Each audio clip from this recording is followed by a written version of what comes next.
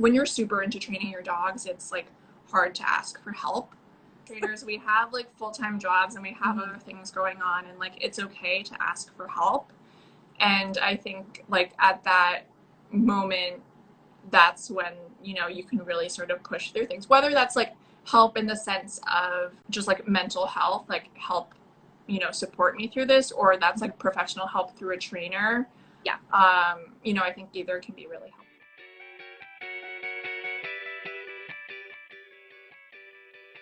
Hi there, I'm Karoline, dog mom to Australian Shepherd mix Layla May.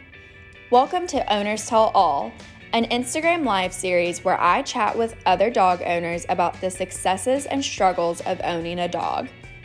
As a first-time dog owner and mental health advocate, my goal is to make new dog owners feel less alone, give hope for those problems people thought they couldn't solve, and match words to how their dog is acting or how they are feeling.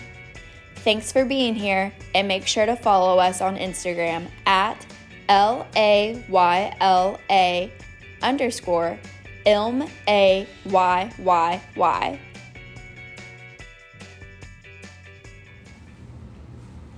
Hello, everyone. I'm just gonna go ahead and add Tessa.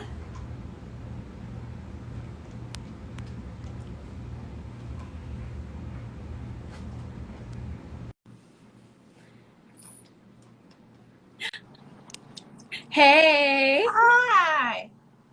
How are you today? I'm good. I have been working a little extra, so I was like working until probably like 30 minutes ago, and then I was like, I probably should eat and like get ready or Oh my something. God, working late. Yeah, I like sometimes I just like get into a project and I'm like I'm in the zone, so I don't want to like break that concentration, you know? Yeah, I feel that. I'm just gonna do a little intro. So this is my third Owners Tell All. I just came up with that random name because it reminded me of The Bachelor. And also, if you're on here, thanks for being here instead of watching The Bachelor or The Bachelorette, because I know it's on right now. Still competition. I know. But I wanted to start this live series to kind of bring attention to reactive dogs and their successes and hard work as owners. Also to speak a little bit about mental health and just mental health in general, and then mental health surrounding how your dog might affect it, and the trials and tribulations that come with like like off-leash dogs or your dog reacting and how that can affect you and how you bounce back, and then just talking in general and getting people to see new owners, new people, hear stories, maybe put accounts to faces, because we don't always show ours. And yeah, just maybe somebody will hear something on here that are like, yeah, my dog definitely does that. I'm glad to see that owner fixed it and they're on their way to a new positive lifestyle and enjoying their life with their dog. So Yay, I love that. yeah, with that being said, we can go ahead and get started. We have 7 people on here. That's good. Hi. Yeah, and if you guys have any questions along the way, just throw them in here. I know Sophia is already chatting us up.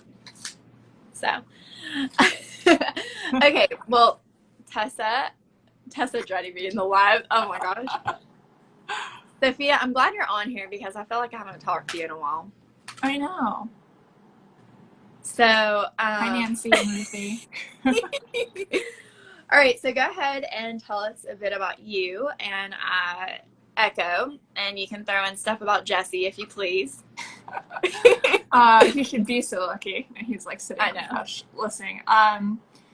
Yeah, so we adopted Echo from Korean Canine Rescue probably like a little over 2 years ago. So I think it was March 2019. And she will be 3-ish in like this month or next month. based Okay. on what we know from when we adopted her. So the purpose of this rescue is that they rescue dogs from Korea, so they bring them over.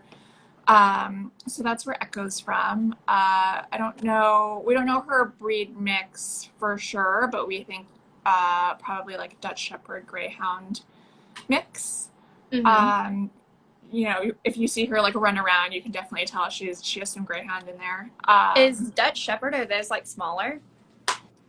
I mean, I think Because they're she's not like, as like big as a Greyhound, that's for sure. yeah, no, I think like Dutch Shepherds are pretty big, like German Shepherd sized, and then Oh, okay. some people also think she is more like of a Malinois mix. Maybe I don't know that that's Okay. correct, but Yeah. I think Mals are a little bit smaller. Yeah, I think they are. And then she probably has like a bunch of other stuff mixed in there too. Yeah. So yeah, when we first got her, I think the really good thing about this rescue is that they take a training deposit. It's just like $50, but basically they're like, we'll take this deposit and then let us know when you book your first session with a trainer and we'll give it back to you. Oh, that's awesome. Yeah. Is that rescue just in New York? Or do they Yeah. have other locations in the US? Well, they're based in New York. I think they now adopt out to like Philly and Baltimore and DC. Okay. But I don't think they have any like locations anywhere else. Gotcha. Okay. Yeah. So we ended up, you know, obviously booking a trainer they have like a recommended list, who, you know, we had one session and, you know, we didn't really click, but I think they got us off on the right foot, you know, with crate training, with place training, like clicker stuff. Mm-hmm. So we got off right on that foot, and then they gave us the sort of like canine lifeline thing, which goes over their nose, because I think one of the things that we were struggling with the most was just like leash manners. Okay. I've never heard of that canine. Like, I've definitely seen it, but I didn't know that was the name for it until you just said it. Yeah, so it's like a transitional thing. So like now, whenever we use it, it's mostly like a slip lead. Mm-hmm. But yeah, so you can like pull part of it through a loop and then put it over their nose. Yeah. Okay. So I didn't know that was the name. Yeah, I mean, I think some people, there's like a different one where you could just do it with any slip lead, I think, where you like twist it and put it over their nose. But this one is like a specific brand, I guess. Okay. But yeah, so we started off on that foot, and then our friends Nancy and Andy, who actually Nancy volunteers with Korean Canine also. They started training with our current trainer Kimberly of Clarity Canine, and I had like started following her on Instagram, and I was like, oh, what do you think of her? And Nancy was like, oh, we love her, she's great. So that was sort of like our entry into balanced training. Okay. And I think, you know, I didn't really like know a lot about dog training before, so I didn't really have any thoughts on like prong collars or anything like that. So, and obviously the way that Kimberly taught it was like really, you know, it wasn't just like, you know, just correct them all the time. It was like, you know, introduce it slowly. Like, here's how you do it. Here's how you introduce leash pressure, etc. Yeah, and then that's how we really started getting into training. So, do you, like, did she have any, like, struggles with dogs or squirrels or anything like that? I mean, like, outbursts, I guess you could say, that some people might see. Not that I can really remember, like, not a ton of reactivity. I think, you know, I made the classic mistake of, like, you know, like letting her meet every dog on the street. And I thought, you know, I was asking other owners, like, if their dog was friendly and if it was okay. And so I thought that put me, like, ahead of the game. I was like, oh, like, I know to ask them if their dog is friendly instead of just being like, mine is friendly. But, yeah, I think just, like, that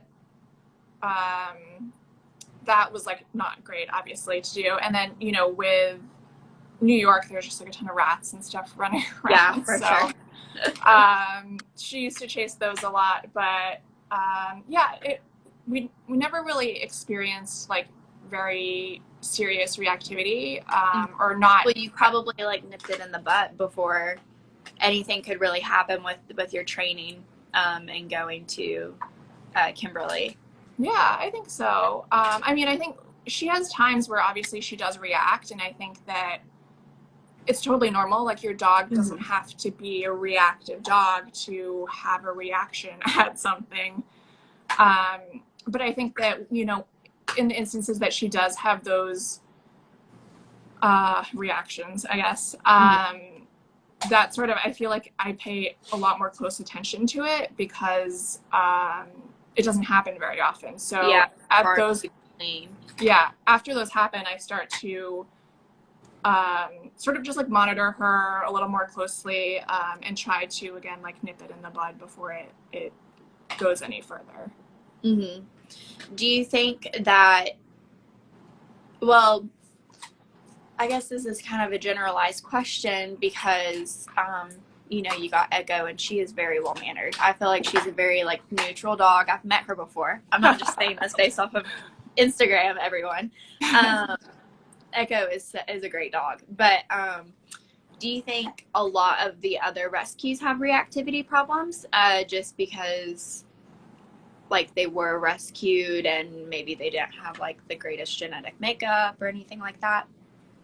Yeah, I mean, I think, you know, obviously I can't speak for all rescues, but I do think that that is fairly common just because of that sort of genetics component, but also like an under socialization and under exposure component where a lot of times, you know, they have missed that critical period. As a puppy. Do they normally bring them over from that rescue like around the same age, or is it kind of just like a mix of puppies and then older dogs? I think it just like depends on sort of like whatever, you know, wherever they find them. Like sometimes they'll find like a mom and her puppies, and so the mom's a little older and then the puppies are like puppies. But they have like a facility in Korea where they keep them there to sort of like start the process and, you know, like clean them up and vaccinate them and stuff, and then they bring them over. Okay, cool. Yeah. Cool. Okay, so we talked a little bit about how you transitioned into more of a balanced training approach. And you just had a post recently kind of about like how you live your life with Echo and how your lifestyle is and enjoying her. So what are your priorities when training?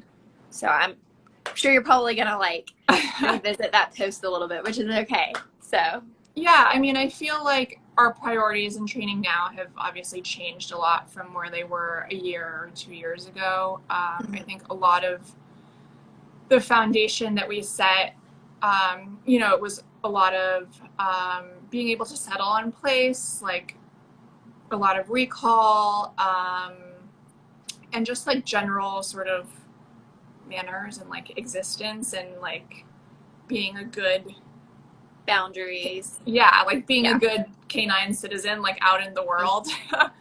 And I feel like actually now where we are is that like I have to like really think about things that I want to work on with her, which is good because a lot of those things, and I think I may have either posted about this in a story or something recently, but I think a lot of the must-haves for me we have accomplished, which is really great.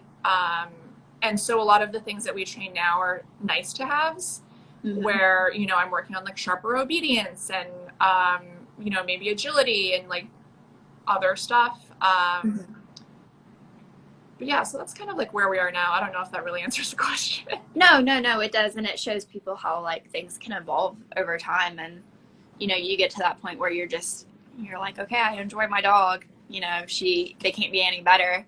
Let's just throw on these like extra things to put her over the top. I thought of a question. Oh, whenever you first got Echo and maybe like a few months in, once you were doing like different obedience and things like that, did you have a goal of like, I want to be able to take her to this brewery, or I want to be able to take her to on this hike or whatever? it may be like out in a social setting and not just like at home manners. Yeah, I mean, I think we have always wanted to be able to take her places with us, you know, obviously when it's allowed and when it's appropriate, and, you know, when it sort of is an environment that makes sense for a dog to be in. I think, you know, one of my first goals, and I think a lot of people's goals is off-leash reliability.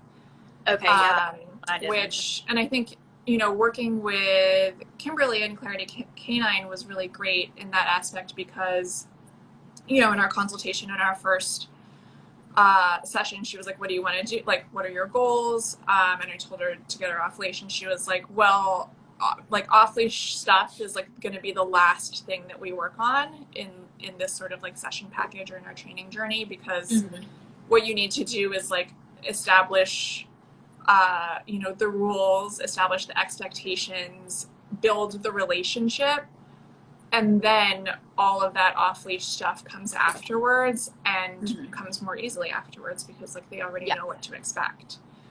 And I think, you know, the other side of that conversation is like, and I think we may have been chatting about this recently too, is now I think of like, why is being off leash the goal, and like why do we sort of glorify that over, you know, having dogs on a flexi or like having dogs on a long line? Like maybe it doesn't need to be so much a goal, like the end goal to strive to, as like something that's like nice if you end up there. Yeah, no, that makes sense. I feel like people think about that with like taking their dog to a restaurant too, but in reality, like you know, we take Layla out and about and everything, but it's when she's in a good mind state or in a good mindset. Like if she's, you know, had like a rough day and like she saw, you know, she went after like a lot of things that maybe she didn't normally go for, I'm not gonna like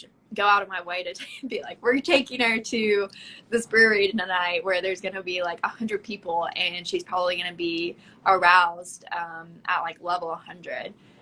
So I think the same goes for off leash a little bit too. Like there are times that I want to let her off leash like on a hike, and it's just like, I'm not feeling super confident about your recall at the moment. Like, you know, you were good yesterday, but today you've seen like 100 squirrels and try to like go after them. Yeah. And that's like something that we normally don't have a huge problem with. So, you know, maybe I'll hold off on the off leash stuff today. So I think that's something that people have to remember too, is that your dog's mood can change like on a day-to-day basis. Like my mood changes. Like totally. I didn't want to go out to eat tonight, like kind of thing, you know what I mean? It's like, so I think, you know, you have to think about yourself and how you are sometimes. Yeah. And I think, you know, to that point of like bringing dogs to a brewery, it's sort of like when we bring Echo anywhere, it's like I'm always sort of paying attention to her, and I always have to, you know, I want to make sure that there are like no other dogs coming out to us, and I want to make sure that she's like sort of like settling down and like she's like feeling okay. And it's also like you also want to go to a brewery presumably to like enjoy yourself, and like it's okay to sometimes just like leave your dog at home so you can like concentrate on having a good time with the people that you're with. For sure. And like you shouldn't have to feel bad about that. Like dogs don't need to go to breweries. Yeah, no, for sure. And I was telling this to Bobby, like having her on leash during a hike isn't really gonna like take anything away from her. Like she still gets to sniff everything, she still gets to climb on everything. You know, she's still like around all this cool stuff, like seeing all the nature and everything. So I've been thinking about that and like investigating about how much being off leash on a hike, like if it really, you know, has an effect on them at all. Yeah. But okay, so, you know, in that we kind of talked about your angles too, and how they've kind of evolved and changed over time. Has there ever been a time that you thought Echo has regressed in her training? I mean, I think similar to, you know, what you just said about dogs having off days, I think there have definitely been days where, you know, Echo has been, you know, not super responsive or, you know, not as obedient as I would have liked her to be. And I think sometimes you just have to like call it what it is and just like move on. I mean, I think like the biggest sort of plateau in our training has been like a hang up of mine, actually. I totally feel that. Like more so than Echo regressing, it has just been like me not being confident enough. And I think that was with e-collar training. You know, hi Layla. I know she's got her tethered right now, and she just like had to like cross herself over. Like, do you want to go fix her? Yeah, I'm going. Okay. Quiet. Realities of Instagram Live. Sorry. Yeah, no worries. I had her tethered don't want her to while get she all was stuck. chewing. Yeah, I had her tethered while she was chewing like a chicken foot up, so she would stay on her place and not get it everywhere. And then I just like looked over, and she was like trying to figure out how to get her back leg like over. Like, oh God, I'm sorry. Definitely been there. She tried for a really long time before she started barking, so I'm impressed with her frustration tolerance there. But okay, sorry. Oh, no worries. Oh yeah, so like when we were e-collar training, I think, you know, I was sort of hesitant to, I wasn't certain that I like knew how to use it, essentially.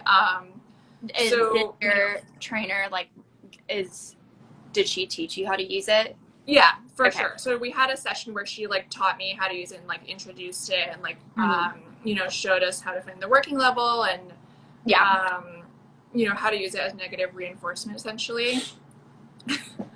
And I you know, was practicing with it, and then eventually I was like, we need to do another session where like we're sort of like out in the world, because like I don't like it's I get it, the inside timing, everything. Yeah. But it's also just like moving it outside where there was like a lot of distractions I just like didn't feel ready for. You know, so we had a great session. She like took us out to you know, a nearby park and had Echo on a long line, and you know, at one point she was like, you know, you can just like go let her sort of like get lost, like get her sort of let her get far away from you. And I was like, I'm scared. And she was like, don't be scared, like it's fine. And she came back.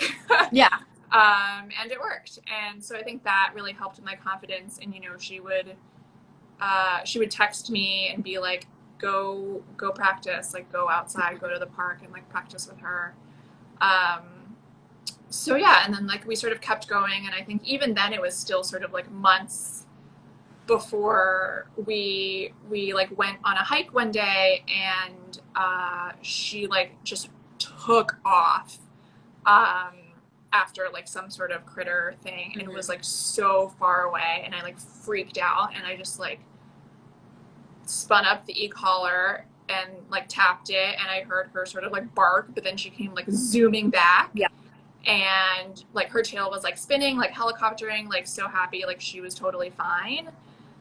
And that was sort of like the moment that I had where I was like, oh, like this is like, no matter what, if she like takes off after something like in hot pursuit and like doesn't listen, like sort of doesn't hear me, like I have a way to bring her back, and like she will come back. And I think after that sort of like gave me more confidence to be like, you know, it's not always about the number on the e-collar.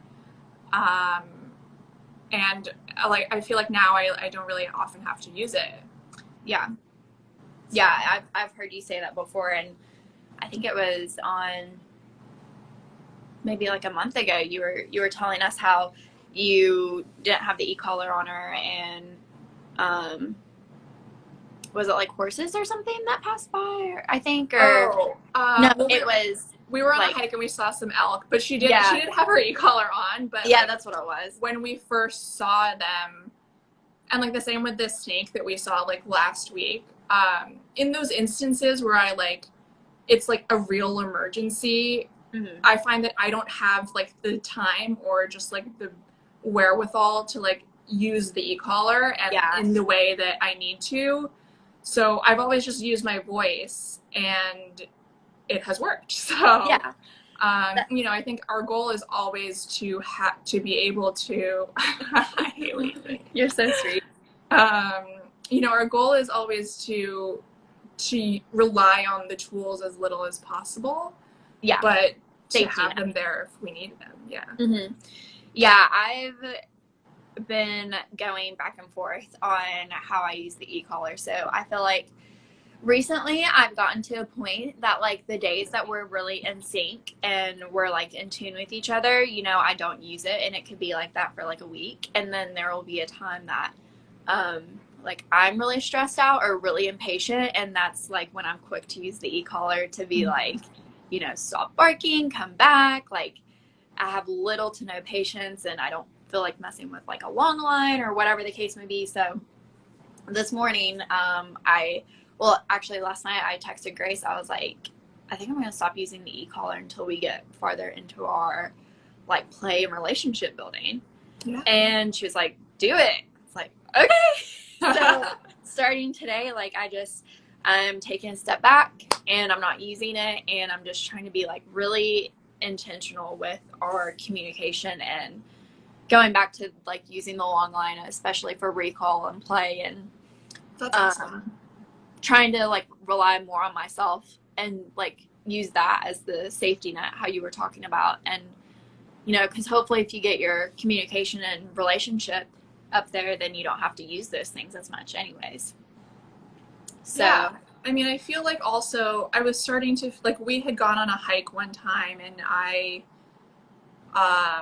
just like hadn't brought her e-collar. I wasn't charged or something, and you know, there were a couple of times where we sort of were like going down a steep hill, so we had to like let go of the leash, and I found myself like being really nervous about it because we didn't have her e-collar on, and that's when I was sort of like, okay, like this is not okay, you know, I don't want to be relying on it this much where I just like am scared to let her run down a hill that's, you know, 50 feet or whatever. It was like, we need to be like, scale it back.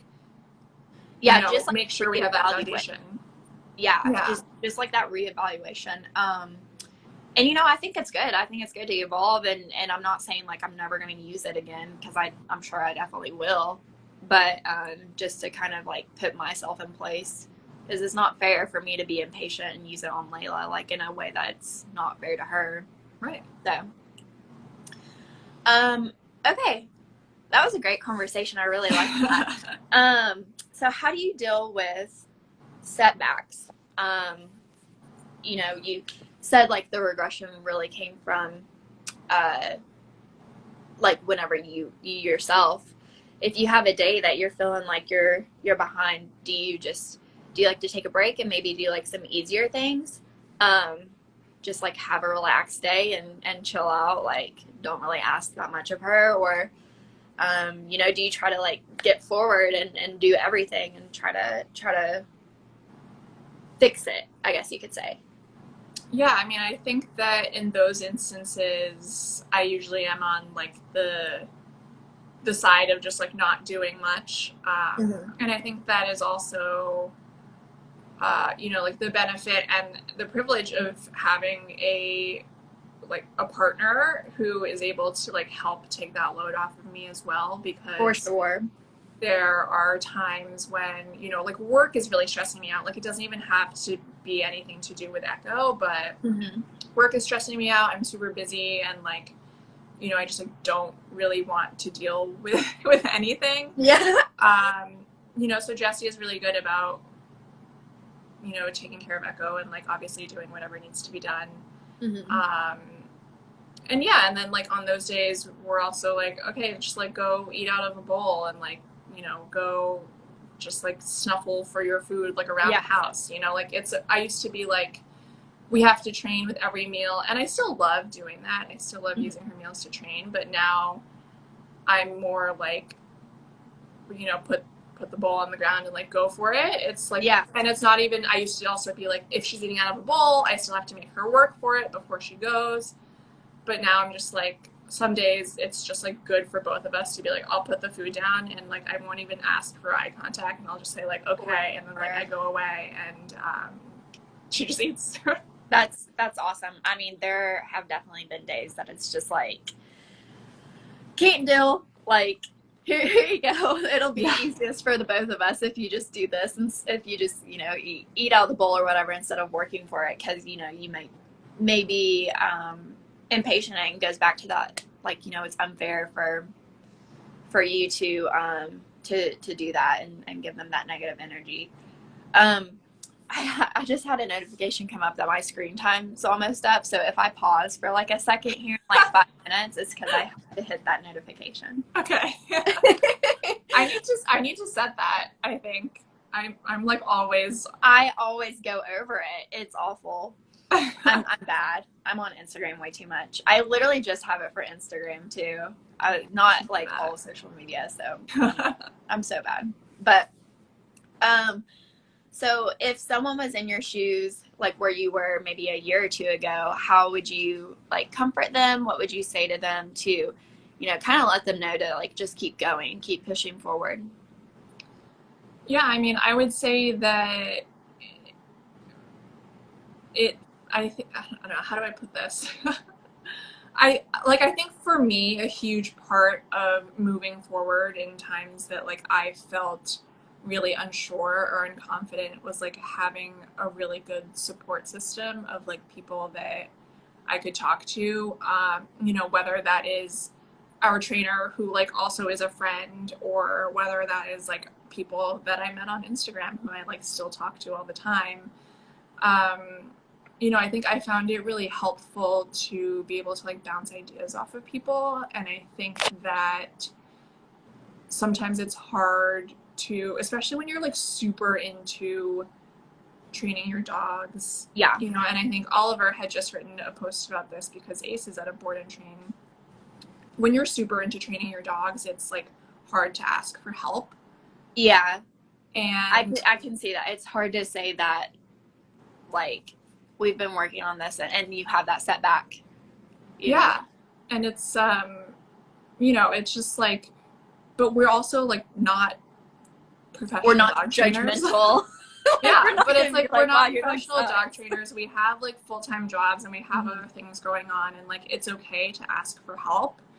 And I think like at that moment, that's when, you know, you can really sort of push through things, whether that's like help in the sense of just like mental health, like help, you know, support me through this, or that's like professional help through a trainer. Yeah. You know, I think either can be really helpful. Yeah, I think that, and just don't be closed-minded. Even if it's something as small as like, I never thought Layla would have the play drive that she does. It just never occurred to me, like never thought about it. And I always thought, you know, food was like her highest motivator, but nope, it is definitely play. So even like something as simple as that, just like don't be closed-minded to experimenting and trying things. Yeah, I mean, I think that's something that I have to work on a lot more too, is like Echo's play drive, because I know that she loves to play, but I need to be able to sort of like channel that drive better and, you know, not just rely on food all the time. Yeah, definitely. Grace was telling me it was like, urban dog leader Grace.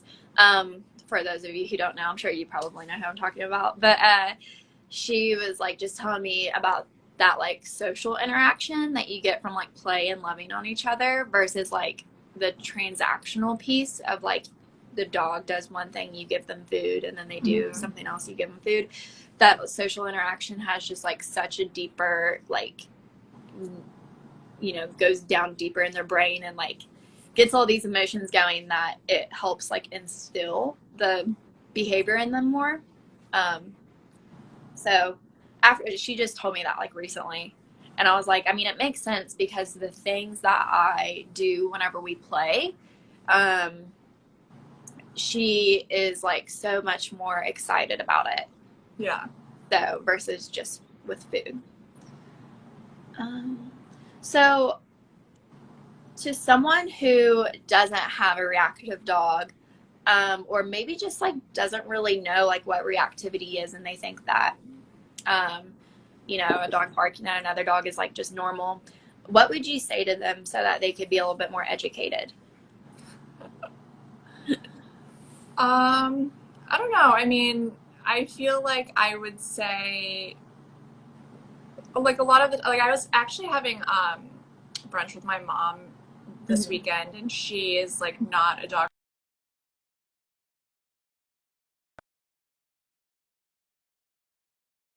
Uh-oh. Okay, are you there? My thing just paused for my I was like, with that screen time. I was like, I know it's gonna come. But yeah, so I was like sort of like nerding out on her and like saying all of these things on my mom, yeah. And like to her credit, she was like listening and being like, uh-huh. But you know, I was telling her that a lot of, and I know that to anthropomorphize dogs is like a little not the best way to do it, but you know, I was like, if we, you know, we were like sitting on the street like having brunch, and I was like, if we were just sitting here and like people kept like coming up to us and like saying hi and like wanting to give us hugs, and like we didn't know them, wouldn't we eventually be like, hey, get the fuck away from me? Yeah, this is weird. Like, it's sort of, you know, it's not necessarily, I guess it's more of like a metaphor than like anthropomorphizing them, but you know, I think it almost helps people more to like put it in the sense of like something that they would experience, as opposed to trying to explain to them how their dog would feel, because I feel like a lot of people, whether they do or not, already think that they know what their dog is feeling, whether or not they actually do. Yeah, no, that totally makes sense. I feel like I think that way a lot. Like, just how would I feel in this? Layla, I'm not really supposed to be on the couch, but can't. Give us some Layla. Yay! Layla! Hi! Okay, sis, off the couch. Echo is like passed out in my bedroom and like is not even interested in participating. She gave you the side eye. Yeah. But yeah, I feel like I think about that like a lot, like just the either like excitement or arousal or overwhelming whatever of how like the dog feels in like different times. Queen, just like yeah. Just like letting people know that it's like not normal, because I feel like, because that's just what like a lot of people think, like they just we've I don't know if it's like this in other countries, but just like in America, it's been like let everyone meet everyone, you know, in to dog terms, I guess. Yeah, I mean, they're like every time we go on a walk, it's like people are like, there's like one dog who is just like always barking at other dogs, and the owner is just like on his phone and like not paying attention, because he's basically just like resigned himself to the fact that like his dog just does this. Yeah, I want to be like, it doesn't have to be that way. I know. Seriously. Oh goodness. And that kind of goes along the same lines of like educating someone on being a respectful dog owner. So, you know, like be present, you know, don't be on your phone. Yeah. Don't just like let your dogs come up to everyone. And you know, that's one of the reasons that I'm wanting to have this like kind of conversation on Instagram, is to let people know that like, you know, some dogs don't like that type of thing. Do you have anything to add on to that? Yeah, I mean, I think it's sort of just like, I mean, I hate when people always say like normalize this and normalize that, but it's like normalizing that like responsible dog ownership like is the standard, like training your dog is the standard. Like I have, you know, friends, you know, one time one of our friends who doesn't have a dog, but you know, we were meeting up with them and they were like, you know, you really changed what I feel like how I think a dog should be, like as a baseline. Awesome. And I feel like, you know, that was really nice, because I like wouldn't it be great if like all dogs were well behaved? And it's not that people aren't trying, but I think that like a lot of people just don't know. Yeah, it's like, yeah, they don't know like just the knowledge around it. And you know, some people probably just like don't know what they're signing up for a lot of the time. So, and then the dog ends up like just staying at home 24/7. I mean, as a family, like we have, you know, like when I was younger, we had a puppy from a friend, like a family friend. So like essentially a backyard breeder, and it was a German short-haired pointer. You know, they're like bred to hunt. They're like very active, and we just like weren't ready. And you know, no one was like really willing to invest the time. Like I was young, and you know, we just didn't know. And like that dog ended up having to be rehomed. And then when I was in college, we ended up, you know, bringing another dog into the family that also ended up needing to get rehomed because I was like away, and like no one had the time and resources to devote to it. And you know, I think those two experiences have really made me, that's like part of why I'm like so into training Echo, is because I'm like, this can never happen in my family again. Yeah, especially because now it's like your own dog, like you chose to got it, you chose to get it, but you chose to get her, and so I mean that just comes with like a lot of stuff. Like having a dog, you're really able to see who's responsible and who's not, I feel like, just like with how things go and how they treat their dog and everything like that, because you know, you sign up for this, and how they handle things with their dog, you know, that might reflect and show how they might handle things in like a workplace. So and another thing too, like going back to the your first dog that had to be rehomed, you said you just didn't know, like, or your family didn't know how active and how like their hunting instincts, how big that was. And you know, people just don't know about the breed. They get breeds because they think they're cute, and they don't do their research beforehand. I was actually having this conversation with my friend the other day because she really wanted a pug, and then she ended up getting a poodle, and cute as can be. And wait, she wanted a pug? Yeah, she wanted ended up getting a poodle. Yes, a toy poodle, like a toy. I was like, those are very different. Yeah, I mean, he's cute as button. And I was asking her the other day, you know, are you glad that you got a toy poodle instead of a pug? Because she was like, really wanted a pug. And she was like, yeah, like, you know, he fits our family so perfectly, this and that.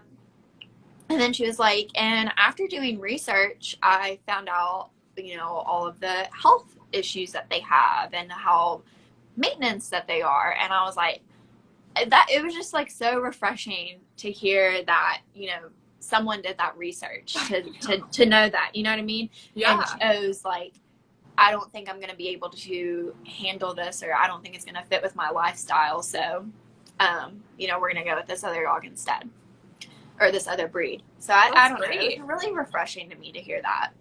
Yeah. Makes me proud.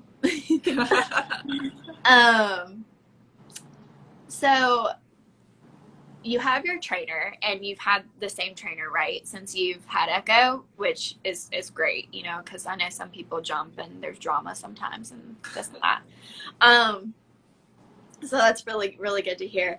But how do you determine what is best for your dog whenever there's all these like different methods and standards? And Claire, you can't eyes. Like, I'm like, I saw that Kimberly was on earlier. I wonder if she's still on. Yeah, I saw that. You. I was like, we recommended you to someone today. Yeah, I mean, I think it is hard, but I think that also the benefit of finding a trainer that you really trust is that, you know, you can bounce things off of them, and, you know,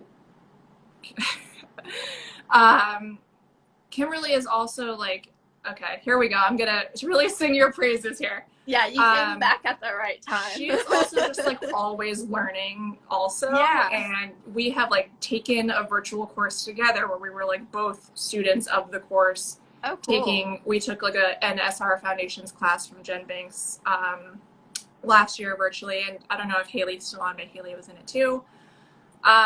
You know, and like right now she is taking Ivan's course and she is taking sessions from Jay Jack. And I think so like our philosophy is just like line up a lot. Mm-hmm. And I think that her training style has evolved and so has mine. And I think that, you know, she has always been open to also me like taking sessions with other people. So I think that just like trying different things out is a good way to figure out sort of like what's right for you and, you know, what maybe doesn't feel so right. Because I think that even since I have started training Echo, it's like I think that now, you know, on the scale of like force-free to compulsion where there's like balance and then like Lima, you know, I think I'm like sort of going back towards like trying to use as little as possible, but I'm ready to use as much as necessary, you know? Like I have been trying to walk Echo on a flat collar for whenever I can, but I always have my prong collar in my bag just in case, and there have been times where I needed to switch it out. Anyway, that was like sort of a tangent, but oh no, I'm sure I'll tag you, Clarity K9, in this afterwards so people can go back and reference and be like, that's the trainer that she loves. In the New York area. So if you're in the New York area, hit up Clarity K9.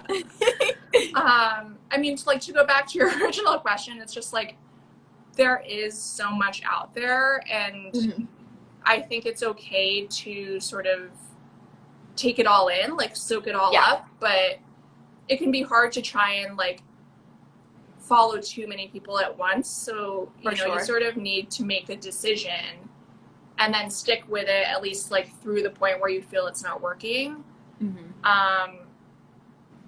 But yeah, I mean, like there is just so much information out there, it's hard to know. And so when you have someone that you trust, who you feel that your values align with, I think that that's really important. Totally agree. And I think it's really good to find someone that will like challenge you a bit and maybe say like, you know, you're choosing to do X even though I'm telling you to do Y.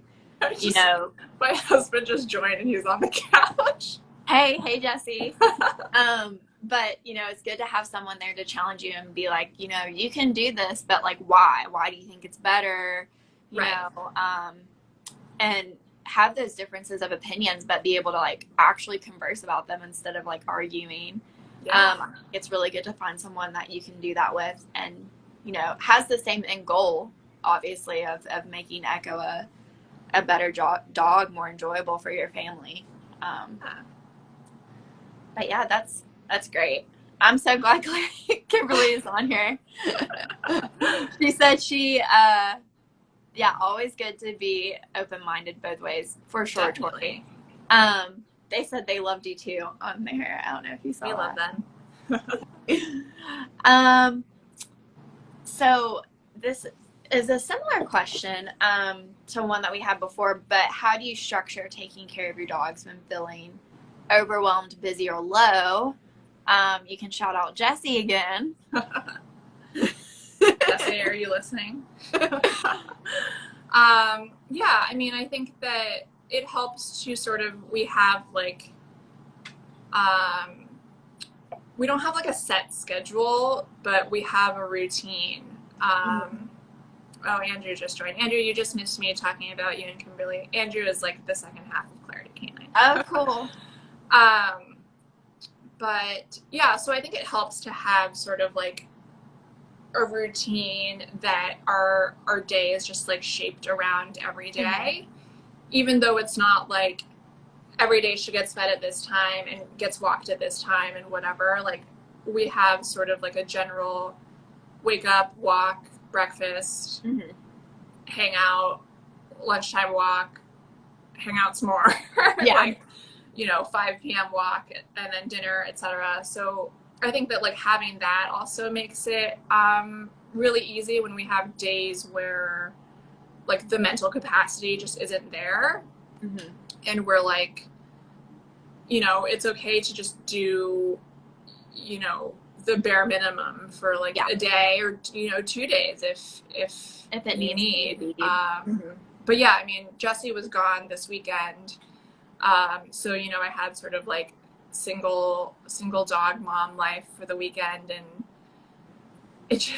I mean, honestly, like props to single dog moms out there, or like those who have 2 dogs even. Because it does take up a lot of time, and it does take up a lot of brain space, and I feel really lucky to have like a partner that I can rely on to help me out with that. Oh, for sure.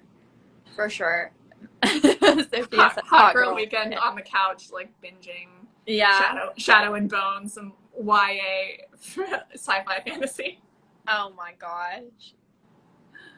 Yeah, don't be too hard on yourself. Tell yourself that every day. I think it was Haley that put it up the other day, Pause and Reflect. She was just like, every day we can guarantee 3 things. A play session, she eats like X amount, and maybe a walk or something like that. Mm-hmm. Oh yeah, just to make sure that she gets like plenty of potty breaks. Right. And it's just like, if those are your 3 goals, and then you do those 3 things, which are pretty easy to do, and then everything else is just like an add-on, and you feel like there's great success for everything that you add on to those days. You're like, feel so productive, because you set your expectation kind of low. Yeah. And then you're able to overachieve, which I think is a really, really good mindset to have. We've been talking about that at work lately, with like the amount of tasks that we set on for our team. Mm-hmm. Like under schedule, overachieve kind of thing. And I guess with dogs too. So what did you do on your single mom weekend? How did you? What did I do? Did you binge watch lots of things, and that's how you replenish your energy? I watched Shadow and Bone, and I started watching The Nevers, which is on HBO. And then I actually did. I just went to go see my mom. She lives in Greenpoint, which is like a neighborhood in Brooklyn. And then, I did a lot of things for me, which was nice. I love doing things with Echo, obviously. Also, that is the saying, Brittany. Under promise, over deliver. I couldn't think of that. I was not those bugs this weekend, Sophia. Sorry to disappoint. What was I going to say? I ended up doing a lot of things like out of the house, and it was like super hot. It was like in the 90s, so I like didn't want to bring Echo with me. So I actually just like, we usually crate her every time we leave. Mm-hmm. But I actually was like, I'll just test leaving her out for a couple of hours. Yeah, I saw that you did that. Yeah, and she was great. I mean, I think part of it has to do with the fact that it's like, I mean, we obviously like leave the AC on for her, but I think part of it has to do with the fact that it's just like so hot out that she like doesn't even want to do anything anyway. Yeah.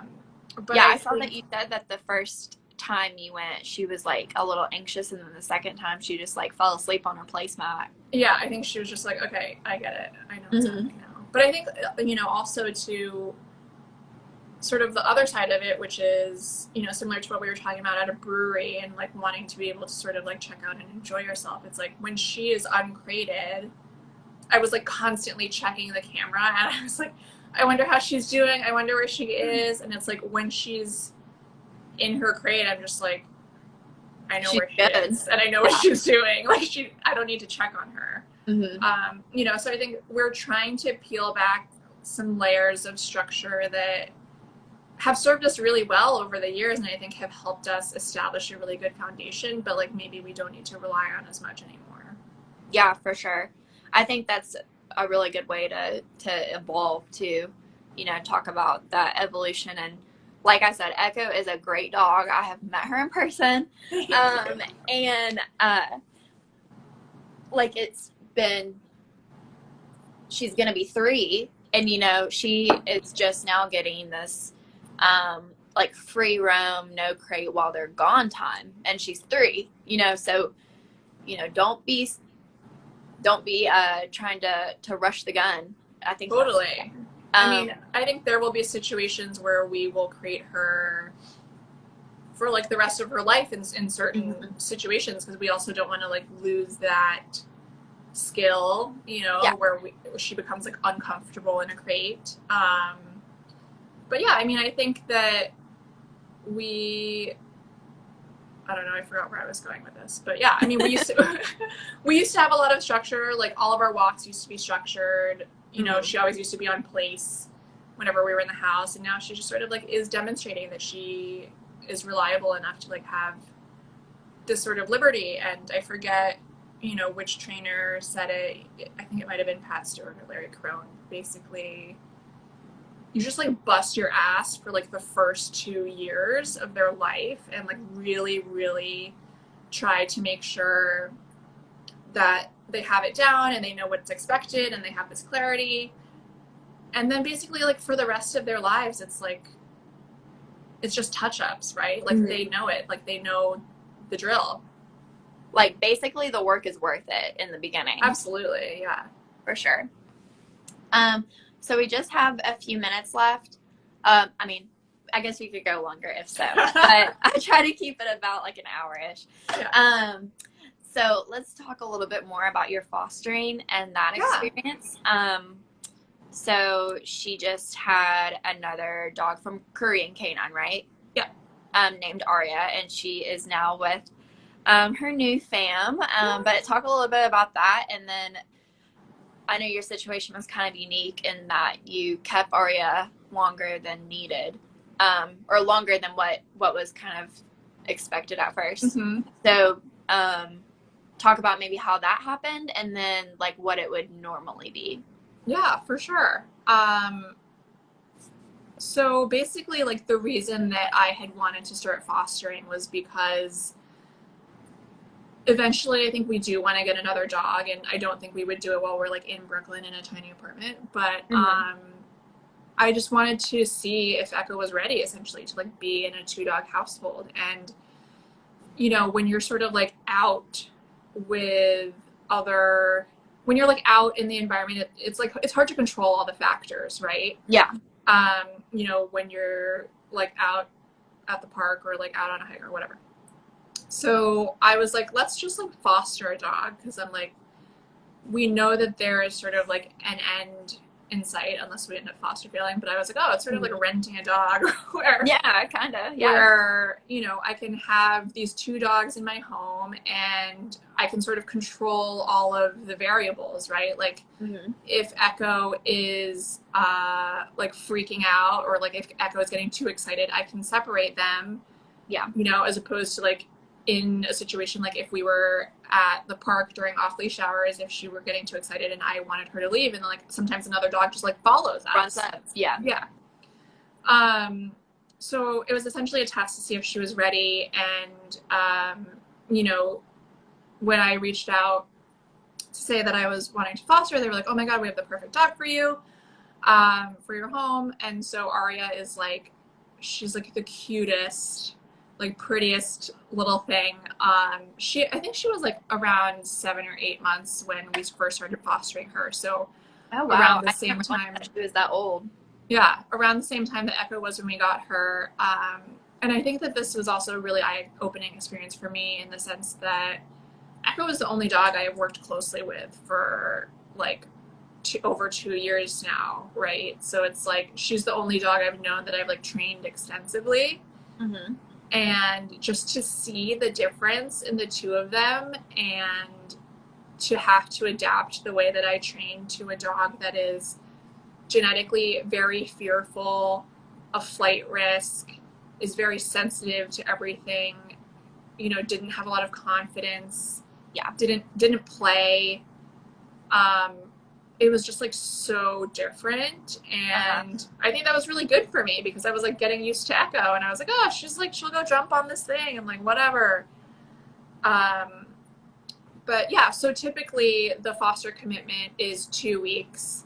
And, you know, I think that after 2 weeks, if I had been like, oh, I've had enough, you know, Yeah. please, you know, they would have found another foster for her. But, you know, me being sort of like the type A person that I am, where I don't want to like start a project and not finish it.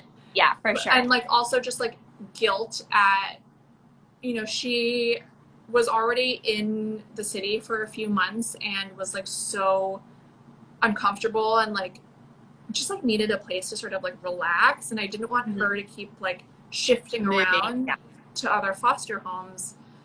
So I was like, oh, let's just like keep her. And you know, they were really good about if we had to, you know, if we wanted to go on vacation, they would like take her back for a week or so. Yeah. So we ended up having her in total for like almost 6 months. And we really didn't start to see 2 weeks to 6 months. Yeah, which is like very like not typical. But you know, I think that I think when you adopt a dog, someone had told me this saying, there's like 3 days, 3 weeks, and 3 months, right? Like they take like 3 days to sort of like decompress in your home and like start to feel comfortable, 3 weeks to, I don't know, do something else. And 3 months to sort of like really become themselves like in your home. And that's what we saw with Aria, where like it took her almost 3 months to like start playing with Echo. And then in the last 3 to 6 months, she really started to like come out of her shell, where like, you know, her tail would like flip up on walks and we'd be like, oh my God, look. Yeah. But they, you know, they were just like playing inside all the time, which was great. And then, you know, what's so lovely to see now is that in her permanent home, she also has like an older dog sister. And, you know, she's going out, she lives like outside the city, so it's a lot quieter for her. And there's like, you know, really, really big, like dog parks that she can like run around in. And, you know, it's just like a really great life for her. And it's really nice to see her come along and like start to come into her own and flourish. Yeah, absolutely. Like the times that you send us like videos, and I'm like obsessed every time I see. It's so cute, you know. And it's just like what you said, your type A personality of like seeing something from start to finish. And you did a really great job with her. What are, like, whenever you foster, is there anything that they ask you to do, like in terms of training? Like, do they ask you to kind of get them acclimated with the crate, or? Yeah, I mean, I think it sort of depends on the dog. Like they, you know, they give you all the resources to crate train. I mean, like Aria loved her crate, so that's awesome. We had to do like reverse crate training, where I had to like tether her to place like in the living room, so she wouldn't just like come in and like run directly into her crate, which is, you know, great because, and she was like very quiet. Like I don't think I ever heard her bark. Whereas like some fosters, they hate the crate and they like scream in there all night. So I'm like, you know, thank God we ended up getting a foster who sort of like at least had that base. And then, they sort of let, you know, they want you to work on like place training, crate training, sort of like just hand feeding stuff. With Aria, we worked a little bit on loose leash walking. Yeah. Okay. That's awesome.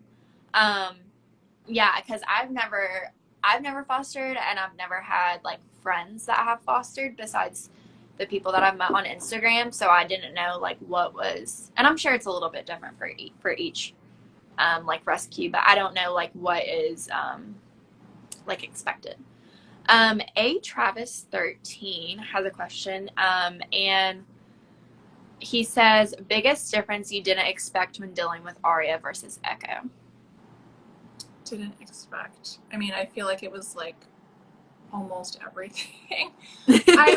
I can't remember. I mean, I think Echo has never been like very scared of anything. Even when we first got her on walks, she was sort of like, the biggest issue that we had to deal with was like she was like pretty stubborn, so she would just like stop and like not go, or she would like pull. But I never really considered her a flight risk. And Aria, like 2 weeks into us fostering her, I think it was 2 weeks, completely ran away from me. Yeah. And I like freaked out. Like I've never had a dog run away from me before that sort of like, you know, didn't eventually just like come back, or like was sort of just like running around in like a playful manner. Mm-hmm. And Aria was like running out of fear, and like so her flight instinct kicked in, and she just like I chased her like all over Brooklyn, and I like was like running down the street, and like, you know, people are like starting to run after her, and I'm like, no, don't chase her, like that's gonna make her run even more. And she ended up like running so far that by the time she was caught, like her little paw pads were ripped up. But yeah, I had like never had to deal with a dog that was like that fearful. Mm-hmm. And I think like that was one of the biggest differences, you know, in between Aria and Echo, that I just like never would have been prepared for. Yeah, well, and like a lot of people don't realize that there are dogs that are flight risks. I don't know if Brittany's still on here, but she talked a little bit about how Wesley is a flight risk. Mm-hmm. And Layla's a flight risk sometimes. So, you know, it's just knowing that some dogs fight and some dogs flight and some dogs freeze. Yeah. So, you know, that's just another thing that, you know, knowledge. And not saying that like you're unknowledgeable or whatever, because you are. But we're all unknowledgeable in some things. Yeah, but sometimes like you just don't realize that like it can be so extreme until you're in that situation. Definitely. So that's all the questions that I have. And it was great talking to you. You too. But if anyone has any other questions that they want to drop in real quick, or if you have anything that you want to like say or recap, whatever, feel free to do that. Brittany said how to do a ton of recall with him to imprint that. Now when he gets scared, he looks for me. That's great. That's awesome. Exactly what you want. Yep. That's awesome. Does anyone else have any questions? I'm going to ask you, what are you drinking? I know you have a wine glass. Okay. Here's my new thing that I also discovered in my hot girl weekend. Okay. And like, it's not really groundbreaking, but it's rosé with seltzer in it. Okay. Well, like not hard seltzer, like just regular water seltzer. Like just sparkling water. Yeah. I drink this beer, and it's a like a rosé cider. It is extremely good. It's from this brewery in Cincinnati, but recently I've been drinking Truly's. So this one's the strawberry lemonade one. It's pretty good. Nice. I was on like a White Claw kick last year, and it was like getting to be a real problem. Yeah, well, I love lemonade. So like the lemonade seltzers, I love them. I know, the problem is that they're so easy to drink. Yeah. Yeah, they are. Okay, well, if no one has any questions, thank you guys for joining. Thanks for your comment, Juno and Toki, for doing this. And this will be saved up on my page. I'll probably put it on here tomorrow after writing a little something special about Tessa and Echo, and you guys can expect to see that on my page. But thank you guys so much for joining another live, and yay! Thanks for having us. You're amazing, Sophia. Thanks, Sophia, for all your commentary and watching the whole thing. I love it. All right. Well, you guys have a great night. You too. All right. Bye. Bye.